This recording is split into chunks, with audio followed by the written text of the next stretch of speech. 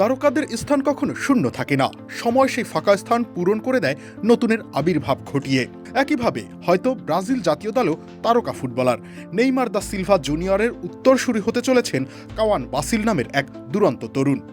কে এই Cowan basil, কেনই বা তাকে নিয়ে এত আলোচনা? বলা হচ্ছে তিনি হবেন ব্রাজিলের আগামী দিনের সুপারস্টার।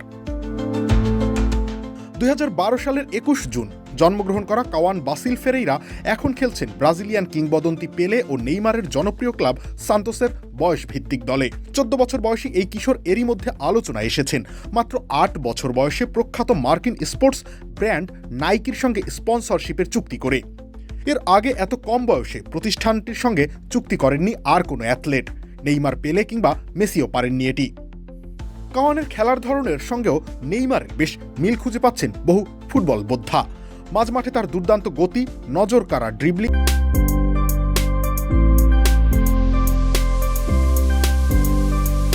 আর বাঁ পায়ের জোরালো শটের দৃশ্য দেখে সকলেই অভিভূত হয়েছেন। দলের প্রয়োজনে ইতোমধ্যে ফরোয়ার্ড হিসেবে খেলার সক্ষমতা অর্জন করেছেন ব্রাজিলীয় এই বিস্ময় বালক। বিশ্লেষকদের মতে সবকিছু ঠিকঠাক থাকলে হয়তো 2030 বিশ্বকাপেই ব্রাজিলের হলুদ জার্সিতে দর্শকদের মাতাতে দেখা যাবে এই তরুণকে। ব্রাজিলের কিংবদন্তি সাবেক ফুটবলার রিকার্ডো কাকাও আশাবাদী কাওয়ানকে নিয়ে। তার ভাষায় ব্রাজিল কখনো তারকা শূন্য থাকে না। নেইমার অধ্যায় শেষ হলেও নতুন মহাতারকা হিসেবে কাওয়ান বাসিলের আবির্ভাবকে অসম্ভব কিছু মনে করেন না সাবেক এই সেলেসাও মিডফিল্ডার। ব্রাজিলের অসংখ্য তারকা তৈরির আতুরঘর সান্তোসে বড় হচ্ছেন কাওয়ান। নেইমার ও পেলের ঐতিহাসিক 10 নম্বর জার্সি পরেই শিখছেন ব্রাজিলিয়ান নান্দনিক ফুটবলের বিশদ পাঠ।